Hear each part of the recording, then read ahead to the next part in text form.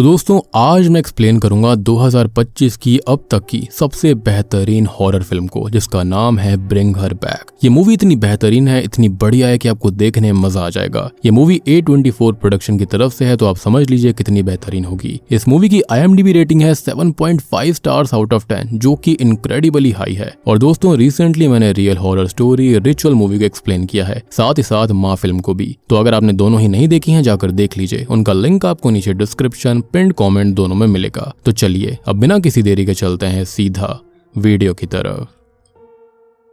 तो मूवी की शुरुआत में हम कुछ भयानक कल्ट के दृश्यों को देखते हैं, जिसको कोई लेडी रिकॉर्ड कर रही थी, जहां पर एक भयानक रिचुअल के तहत कुछ अनसेटलिंग हो रहा होता है। ऐसा लग रहा था कि जैसे ये कल्ट पागल होकर किसी डीमन को एक लड़की में बुला चुका हो। अब तभी एक बुजुर्ग व्यक्ति ने एक लड़की में डीमन को बुलाया था और आसपास एक सफेद रंग का घेरा भी बना रखा था, जिसको ये लोग एंजल समझ रहे थे। लेकिन वो एक ऐसा भयानक डीमन निकला जिसने की काफी सारे सैक्रिफाइस ले लिए थे। अब तभी हम एक मृत आदमी के शरीर के ऊपर लड़की के फेस को देख पाते हैं, जो कि और भी ज्यादा भयानक था। और यहाँ पर जो कुछ भी चल रहा था वो बिल्कुल भी नॉर्मल नहीं था। फिर इसके बाद हम मिलते हैं 12 साल की लड़की पाइपर और 17 साल 9 महीने के लड़के एंडी से। ये दोनों ही असल में स्टेप सिबलिंग्स थे। अब एंडी के जो पिता हैं वो उसके बायोलॉजिकल फादर हैं, जिन्होंने पाइपर की माँ से शादी करी। तो एंडी के पिता पाइपर के लिए स्टेप फादर हुए, जो कि उसके साथ काफी अच्छे से बर्ताव करते हैं। लेकिन वो पाइपर की नजरों से छुपकर एंडी को मारा पीटा करते। खैर अब पाइपर की माँ इस दुनिया में नहीं है और उसके स्टेप फादर भी कैंसर से पीड़ित थे। हम ये भी समझ पाते हैं कि पाइपर जो है वो पार्शियली ब्लाइंड है, जिसकी वजह से उसको कभी पता नहीं चला कि उसके भाई एंडी को उसके स्टेप फादर पीटा करते थे, क्योंकि वो पाइपर की नजर में हमेशा बेस्ट फादर ही थे। अब पाइपर बस यहाँ पर ऑब्जेक्ट की शेप्स को देख सकती थी। अब उसको यहाँ पर क्लियरली कुछ भी नजर नहीं आया करता। और एंडी अपनी स्टेप सिस्टर से बहुत प्यार करता है, उसको संभालता भी है। इनफैक्ट जब उसकी क्लासमेट्स उसका मजाक बनाती हैं, तब वो उसको सच्चाई ना बताकर सिर्फ उसे अच्छी बातें बताता है, जिससे कि उसका मॉरल डाउन ना हो। खैर अब तभी एक डार्क और काफी इमोशनल सीन आता है। अब जब ये दोनों घर पहुंचते हैं तो एंडी अपने पिता को बाथरूम के अंदर मृत पाता है। उसके साथ उसकी बहन पाइपर भी होती है, जो कि इस ट्रॉमा से पूरी तरह टूट गई थी। वो कोशिश करती है माउथ टू माउथ देकर अपने पिता को बचाने की, लेकिन एंडी उसकी हेल्प नहीं करता, वो बस चिल्लाती रह जाती है। अब वहाँ पर पुलिस और फॉस्टर होम डिपार्टमेंट के लोग भी आए थे, जहाँ पर पता चलता है कि रिसेंटली ही एंडी के पिता की कीमोथेरेपी भी हुई थी, जिस वजह से शायद उनको चक्कर आ गए होंगे और वो वहाँ पर गिर पड़े और मारे गए। ऑब्वियस ही बात है, दोनों बच्चे स्कूल गए हुए थे, जिसके चलते उनका रूम लॉक्ड हो रखा था,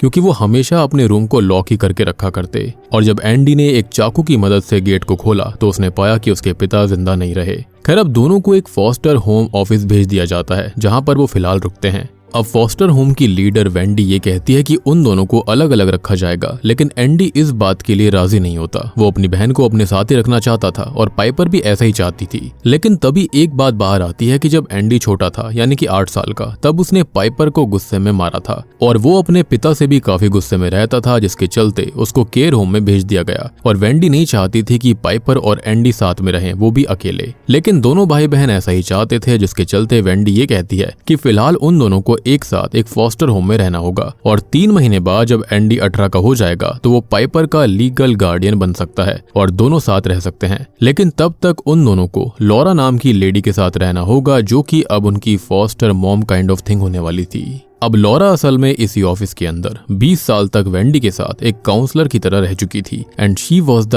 बेस्ट वन दे हैड। लेकिन उनके साथ कुछ भयानक घटित हुआ था, तो अब वो अपने ही घर में रहकर फॉस्टर किड्स को रखा करती। अब ये दोनों फाइनली अपनी कार से लॉरा के पास पहुंच जाते हैं, लेकिन टू देयर सरप्राइज वहां पर ऑलरेडी एक म्यूट लड़का ओलिवर भी रहता था, जो कि बिल्कुल बोलता नहीं और उसका बर्ताव काफी अनसेटलिंग सा होता है। मतलब ऐसा लग रहा था कि ये बच्चा बहुत ही अजीब हो और उसे किसी चीज की भी सुध बुध नहीं थी। एक और अजीब चीज ये थी कि यहाँ लॉरा ने अपने डॉग को प्रिजर्व करके रखा हुआ था एज अ स्टैचू, जो कि बच्चों को काफी अजीब लगता है। साथ ही साथ उसके घर में एक बिल्ली भी होती है, जिसका नाम जंकमैन था। वो हमेशा इधर उधर भागती रहती, ऐसा लग रहा था कि जैसे वो उस घर के अंदर रहना ही ना चाहती हो। सबसे बड़ी बात कि लॉरा खुद पाइपर को देखकर बहुत ही ज्यादा लगाव दिखाने की कोशिश करती है। ऐसा लग रहा था कि जैसे प्यासे को पानी मिल गया हो, लेकिन वो एंडी में ज्यादा इंटरेस्ट नहीं ले रही होती।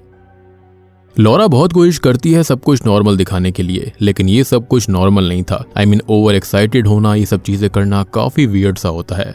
यानी कि लॉरा को देखते ही समझ में आ जाता है कि उसके मन में कुछ अजीब चल रहा था। सबसे पहले तो लॉरा पाइपर को उसकी बेटी कैथी का ही रूम देती है ताकि वो वहां पर अच्छे से रह सके, और एंडी को उसके बगल वाला रूम दिया जाता है जो कि उतना ठीक नहीं था। और यहाँ पर सिर्फ पाइपर का ही खास ख्याल रखा जा रहा था, जो कि बनता भी है। लेकिन कैथी का रूम क्यों दिया गया था, तो इसके लिए हमको लॉरा का पास्ट जानना होगा। असल में लॉरा की एक बेटी कैथी भी थी, जो कि कुछ समय पहले ही पूल में डूबकर खत्म हो गई, और लॉरा ने उसको बचाने की काफी कोशिश करी थी, लेकिन वो उसको बचा नहीं पाई और उसका सदमा उसके अंदर आज तक था। अब यहाँ पर एक अजीब चीज नोट करने वाली ये है कि ये जो घर है ना, वो काफी आउटस्कर्ट्स में है। अब आप ये कहोगे कि इसमें अजीब बात क्या है, बहुत सारे घर होते हैं, बिल्कुल सही बात है। लेकिन उसके घर के इर्द गिर्द एक सफेद घेरा बना हुआ था। बहुत ही ज्यादा भयानक सी चीज ये दर्शा रहा होता है, और ऐसा ही सफेद घेरा मूवी की शुरुआत में भी था, और यहाँ पर बिल्कुल वैसी ही फील आ रही थी। अब देखो, यहाँ पाइपर पार्शियली ब्लाइंड होती है और धीरे धीरे लॉरा उसमें कैथी की झलक देखने लगती है। ओलिवर भी कुछ ज्यादा ही क्रीपी है, कभी अपने आप को काटता रहता है, कभी चीजें चबाता है, और कभी कभी तो नाइफ को भी चाटता रहता है, जैसे कि उसे हमेशा भूख लग रही हो। लेकिन बार बार यहाँ पर लॉरा उसको यही कहती रहती है कि अभी वक्त नहीं आया है, यानी कि यहाँ पर ये कुछ तो खिचड़ी पका रही थी।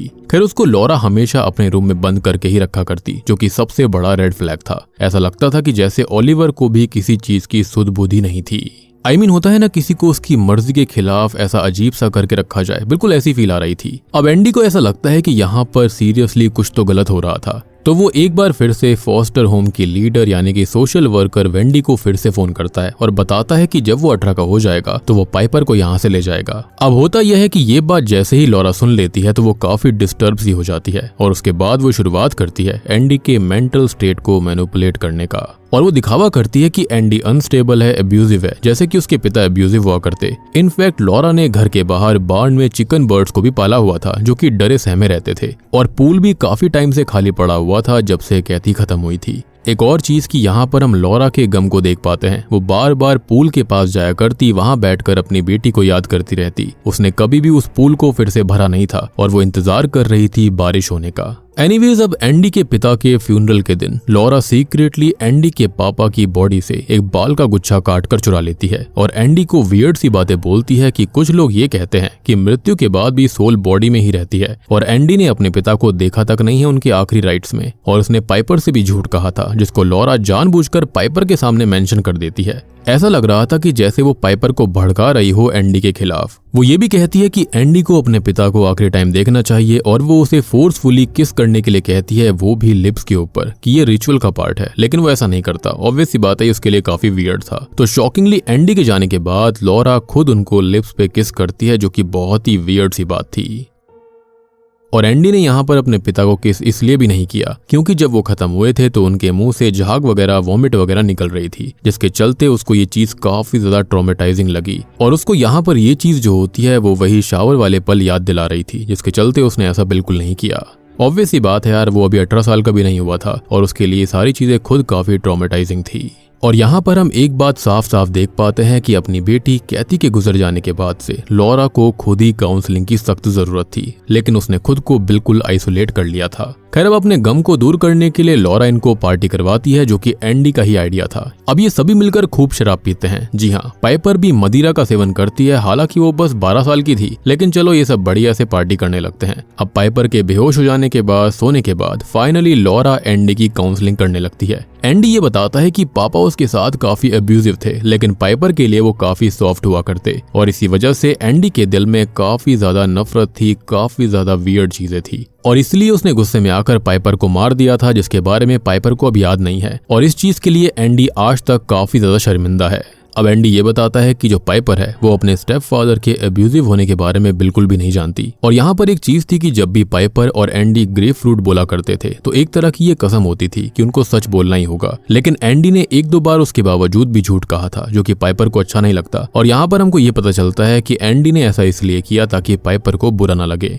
खैर, अब रात में हम ये देखते हैं कि एंडी और पाइपर दोनों ही सो चुके थे, तो लॉरा खुद ही अपने सूसू को कलेक्ट करके एंडी के पैंट्स के ऊपर डाल देती है, ताकि वो फॉस्टर ऑफिस और पाइपर को दिखा सके कि एंडी इतना बड़ा होने के बाद भी कितना गंदा रहता है, वो रेस्पॉन्सिबल नहीं है, ताकि वो पाइपर को उससे दूर न ले जा सके। इनफैक्ट वो जिम के लिए क्रिएटिन लिया करता था, और उसमें भी लॉरा कुछ नशीला पदार्थ मिला रही थी, जिससे कि एंडी की नींद बहुत ही ज्यादा गहरी हो रही थी और उसका दिमाग बिल्कुल भी स्टेबल नहीं था। हालांकि हम क्लियरली देख सकते हैं कि एंडी अपनी बहन से बहुत प्यार करता था और उसको ये नशा होने के बावजूद भी वो अपनी बहन के बारे में हल्का सा भी गलत नहीं सोच रहा था। लेकिन वो खुद यहाँ पर एक बच्चा होता है जिसको फंसाया जा रहा था। इनफैक्ट उसी टाइम हम ये भी देखते हैं कि दोनों बच्चों के नशे में धुत होने की वजह से लॉरा ओलिवर को नहला रही थी, क्योंकि जैसा कि मैंने आपको बताया था कि वो काफी ज्यादा वियर्ड बिहेव करता था। वो कुछ भी चीज खा लेता था। बाहर जो बार्न में चिकन्स थे वो उनको भी मार मार कर खा रहा था। ऐसा लगता था कि उसे हमेशा भूख लगती रहती। सबसे बड़ी बात कि इसी के चलते उसने खुद को भी जख्मी कर लिया था, और जब उसको इतने सारे जख्म हो गए थे तो उनको भी वो साफ करती है। लेकिन लॉरा ये कहने लगती है कि वो वहां पर है, ये कैसे पता लगेगा, वो कैसे यकीन करेगी। और तभी शॉकिंगली हम देखते हैं कि ओलिवर के अंदर कोई डिमोनिक शक्ति आ गई थी और उसने सिग्नल देकर शीशा ही तोड़ दिया। मतलब कि यहाँ पे लॉरा कुछ न कुछ भयानक इन बच्चों के साथ करने की फिराक में थी, जो कि बहुत ही ज्यादा डरावना होने वाला है। खैर अब अगली सुबह जब एंडी को होश आता है तो उसको लगता है कि उसने पैंट में ही सुसु कर ली है, जबकि ये सब लॉरा ने ही किया था।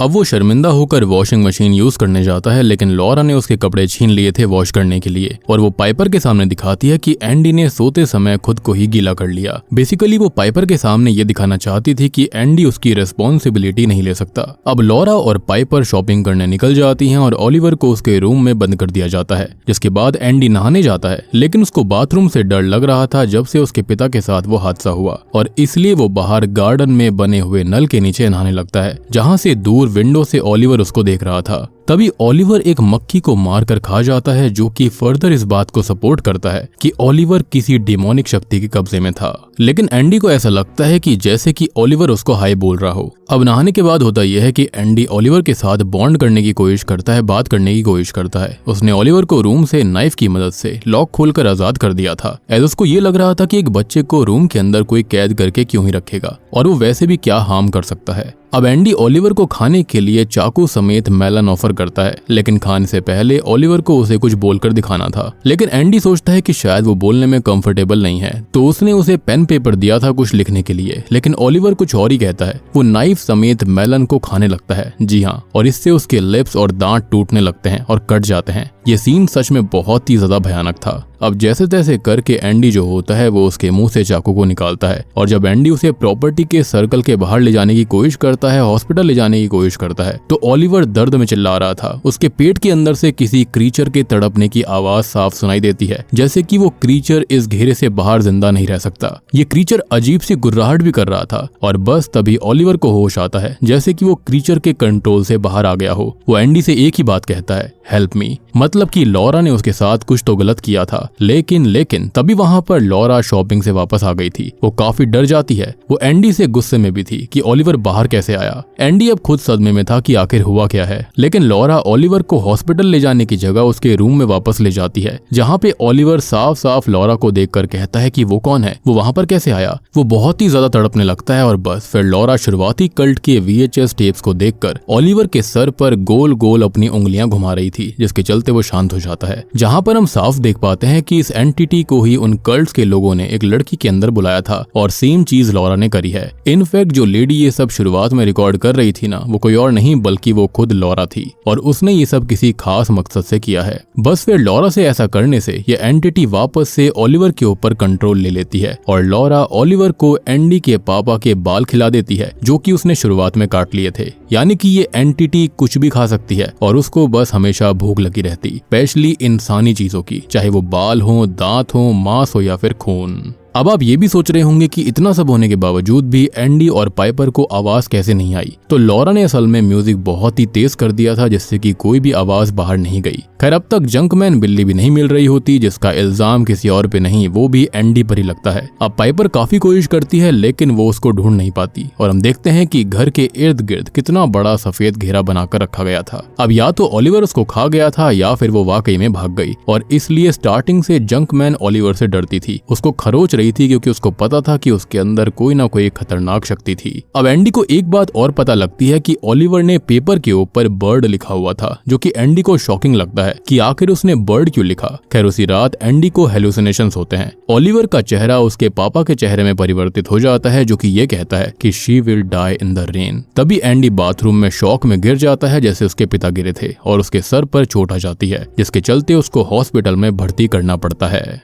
खैर अब घर पर लॉरा जो होती है वो अपनी बेटी कैथी के पास्ट मोमेंट्स की VHS टेप्स को देख रही थी, उसको याद कर रही थी कि तभी वहां पर पाइपर भी उसका साथ देती है। लॉरा उसको अपनी बेटी के बारे में डिस्क्राइब कर रही थी कि तभी हम एक शॉकिंग डिटेल देखते हैं कि लॉरा ओलिवर को बुला रही थी, जो कि ओलिवर को आंटी लॉरा बुलाता है और वो इस वाले ओलिवर से बिल्कुल अलग दिखाई दे रहा था। उसके लाल बाल थे और वो काफी लंबा सा भी था, यानी कि सब कुछ यहाँ पर काफी घर के अंदर अजीब था। और ये जो ओलिवर है वो शायद से ओलिवर है ही नहीं, ये जो कोई भी है। जब उसको होश आया था तो उसने लॉरा को कहा भी था कि तुम हो कौन, यानी कि 100% लॉरा किसी रिचुअल के फिराक में थी और उसने उसे किडनैप किया है। खैर अब यहाँ पर लॉरा जो होती है वो एंडी से हॉस्पिटल मिलने आती है, जहाँ पर वो अजीब से रीजन देती है कि पाइपर उससे मिलने नहीं आ सकती, जो कि एंडी को बात हजम नहीं होती। वो ये भी बताती है कि एंडी की दिमागी हालत ठीक नहीं है और वो पाइपर का अच्छे से ख्याल रखेगी। लेकिन एंडी ये बोलता है कि उसके पिता ने उसके सपने में आकर या फिर उसके सामने उसे विजन आया था, उन्होंने उसको ये कहा कि Piper will die in the rain, तो वो उसको बारिश में ना जाने दे। लेकिन आई बिलीव कि ये डीमन ने उसको बताया होगा कि पाइपर के साथ क्या होने वाला है। बट ऑब्वियसली लॉरा नहीं सुनती और पाइपर के साथ बारिश में ही नाचती है, खुश होती है और फिर उसको कैथी का स्वेटर भी पहनाती है। साथ ही साथ उसके दिमाग में एक आइडिया आता है कि शायद वो कुछ गलत ना करे, तो वो पाइपर से पूछती है कि क्या वो उसको माँ बुलाएगी और उसके साथ ही रहेगी हमेशा।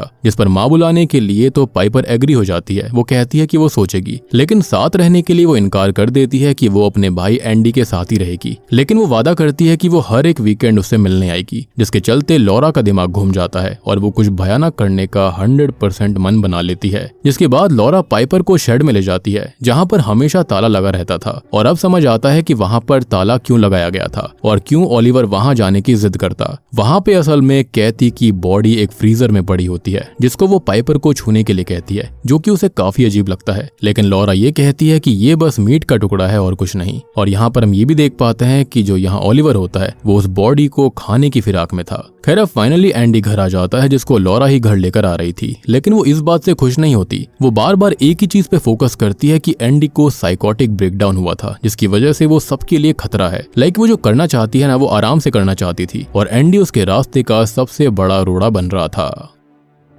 अब एंडी जब घर आता है तो पाइपर सो रही थी और बस अपनी बहन को प्यार करके वो अपने रूम में चला जाता है। और दोस्तों अब यहाँ पर खुलते हैं इस मूवी के असली पत्ते और हमको ये पता भी लगता है कि इस मूवी का नाम ब्रिंग हर बैक क्यों रखा गया है। और यहाँ पर एक सच सामने आता है, लॉरा ने असल में उस रिकॉर्ड की हुई एक VHS कल्ट टेप से रिचुअल सीखा, जिसमें एक डीमन का जिक्र होता है जिसका नाम तारी है। तारी का रूल होता है कि अगर किसी मृत इंसान को जिंदा करना है तो तारी डीमन से पजेस्ड हुआ इंसान जैसे कि ओलिवर को उस डेड बॉडी को खाना होगा जो कि खत्म हो गया था, जैसे कि कैथी, और फिर वो उस सोल को वॉमिट करके एक नई फ्रेश बॉडी में डाल सकता है। और वो फ्रेश बॉडी यानी कि पाइपर बिल्कुल वैसे ही खत्म होनी चाहिए जैसे कि ओरिजिनल विक्टिम यानी कि कैथी खत्म हुई थी, जिसका मतलब है स्विमिंग पूल में डूबकर। और इस केस में लॉरा पाइपर को रेन स्टॉर्म में पूल में डुबाकर मारना चाहती थी, जैसा कि कैथी के साथ हुआ था। और इसलिए शायद से एंडी को बताया गया था कि उसकी बहन कैसे खत्म होगी, और इससे होगा ये कि कैथी की सोल को पाइपर की बॉडी में डाल दिया जाएगा। दोनों ही 12 साल की उम्र की रही थी, जिसके चलते ये दोनों ही परफेक्ट रहती।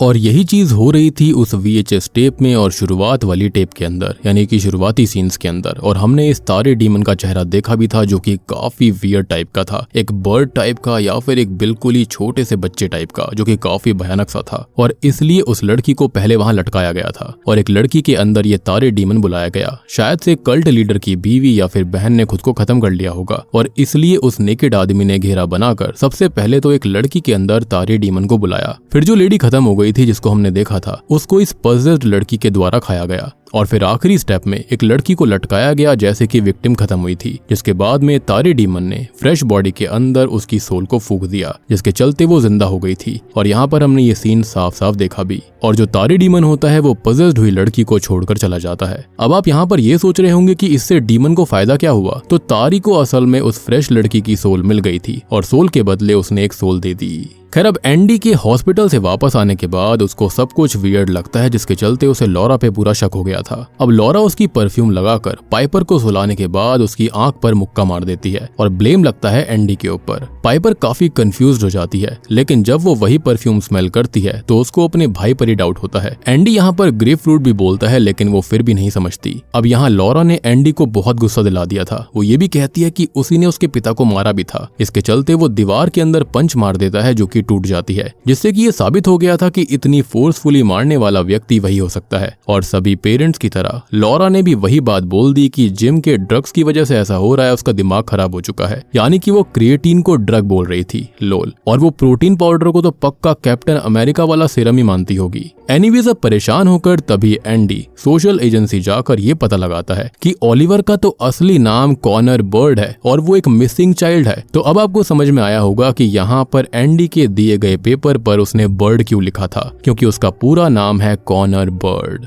यानी कि ये ओलिवर था ही नहीं। अब यहाँ पर पता लगता है कि लॉरा का तो बैकग्राउंड भी फेक है और वो वेंडी के साथ मिलके लॉरा को एक्सपोज करने चाहता है। अब इनिशियली तो वेंडी एंडी के ऊपर भरोसा नहीं कर रही थी, उसको लग रहा था कि वो पागल है। सबसे बड़ी बात कि ओलिवर तो उसके पड़ोस में रहने वाला बच्चा था जिसके लाल बाल थे, जिसको हमने VHS टेप में देखा था। तो बेसिकली लॉरा ने किडनैपिंग भी करी थी ताकि वो तारी एंटिटी को कॉर्नर के अंदर कैद रखे और रिचुअल में इस्तेमाल करे। मीनवाइल हम घर को देख पाते हैं जहाँ पर ओलिवर यानी कि कॉर्नर आजाद होकर सब कुछ खाने पीने लगता है। जो हाथ लग रहा था वो खा रहा था, चाहे लकड़ी की टेबल हो, लोहा हो, प्लास्टिक हो, जो मिले वो उसको खाता जाता। अब इस वक्त तक हम देखते हैं कि लॉरा जो होती है वो पाइपर को एक गेमिंग की जगह पर छोड़ आई थी, जहाँ पर अकेले जब वो घर वापस आती है तो वो कॉर्नर को देखती है जो कि फुल पोजीशन में आकर लॉरा के हाथ को ही खाने लगता है, जिससे कि वो एक रूम में बंद हो जाती है और वहीं पर बेहोश हो जाती है। ऑब्वियस ही बात है, एक्सेसिव ब्लड लॉस हो गया था। अब होश आने पर उसको कॉर्नर बाहर खड़ा हुआ नजर आता है और वो उसी घेरे से उसको शांत करती है, यानी कि ये घेरा इसी एंटिटी का सिंबल है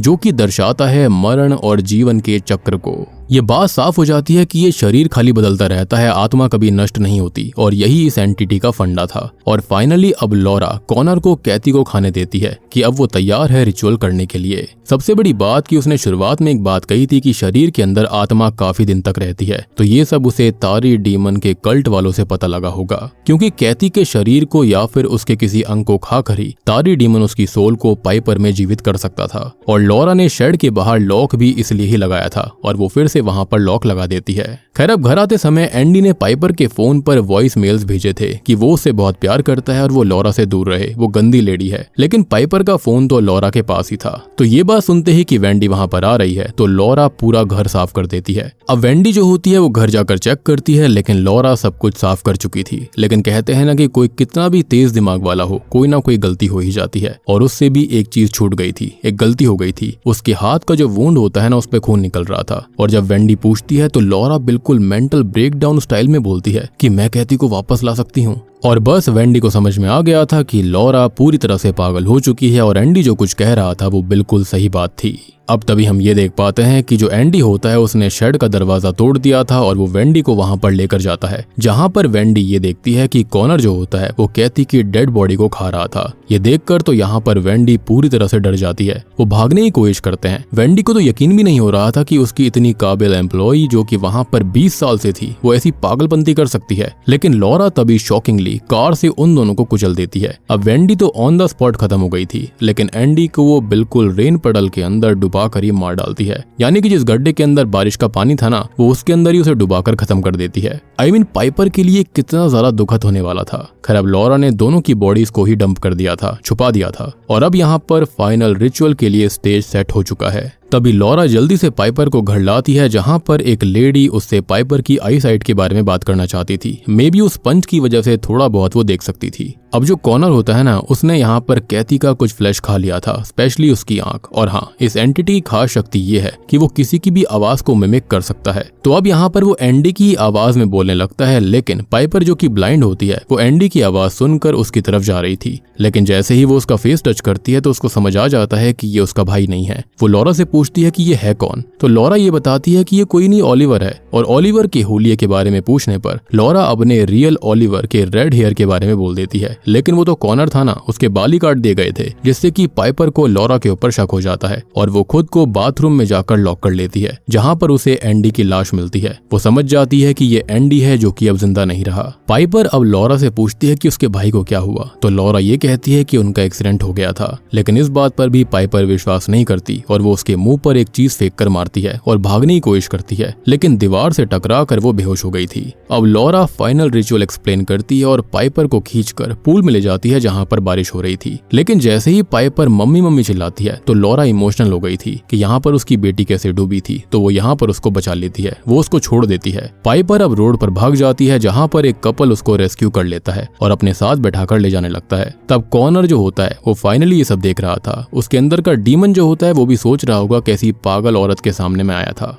जिसके बाद वो फाइनली उस सर्कल से बाहर आता है और डीमन तारी उसके शरीर से बाहर निकल गया था। उसे बहुत ही खतरनाक वॉमिट होती है, जिसके बाद में वहां पर पुलिस आ जाती है, जो कि शायद से वेंडी ने ही उसको कॉल किया होगा या फिर शायद से ये सब लॉरा ने भी किया हो। उसके प्लान का हिस्सा होगा कि एंडी ने गुस्से में ये सब कर दिया। जिसके बाद कॉनर खुद को आइडेंटिफाई करता है कि मैं हूँ कॉनर बर्ड, मुझे बचा लो। और लॉरा जो होती है वो अपने गिल्ट में डूब जाती है। वो कैथी की लाश के साथ स्विमिंग पूल के अंदर खुद को भी डुबा लेती है और उसके साथ चली जाती है। उसको समझ आ गया था कि वो इस दर्द से कभी भी बाहर नहीं आ सकती, जिसके चलते उसे खुद को ही खत्म करना होगा और वो फाइनली खुद को खत्म कर लेती है। और बस अंत में हम ये देख पाते हैं कि जो पाइपर होती है वो आसमान में देख रही होती है जहां पर उसे आवाज आ रही थी एक प्लेन की, और उसका भाई हमेशा कहा करता था कि कोई भी खत्म होने के बाद वो प्लेन से उसकी आत्मा हेवन पहुंच जाती है। और इसी नोट पर वो काफी रोने लगती है और बूम, इसी के साथ में ब्रिंग हर बैक मूवी यहीं पर खत्म हो जाती है।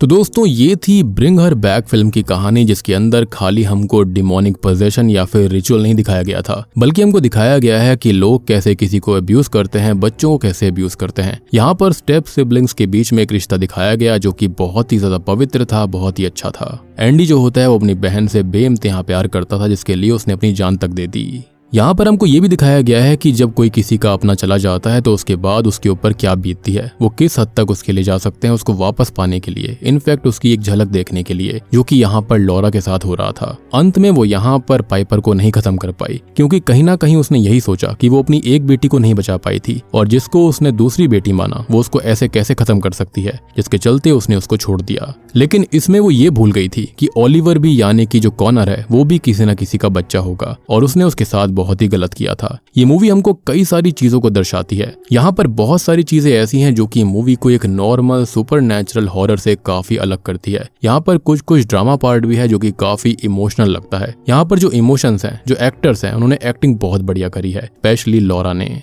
सो आई बिलीव कि ये मूवी जो है वो बहुत ही बढ़िया है। उम्मीद करता हूँ कि आपको पसंद आई होगी। पसंद आई है तो वीडियो को लाइक कर दीजिए, चैनल के ऊपर नए हो तो सब्सक्राइब कर लेना। और रिसेंटली मैंने real story the ritual movie को एक्सप्लेन किया है, साथ ही साथ माँ फिल्म को भी। इनकेस आपने दोनों को ही नहीं देखा है, जल्दी से जाकर देख लीजिए, उसका लिंक आपको नीचे डिस्क्रिप्शन पिन्ड कॉमेंट में मिल जाएगा। तो मैं आप सबको मिलता हूँ अगली वीडियो के साथ में, तब तक के लिए।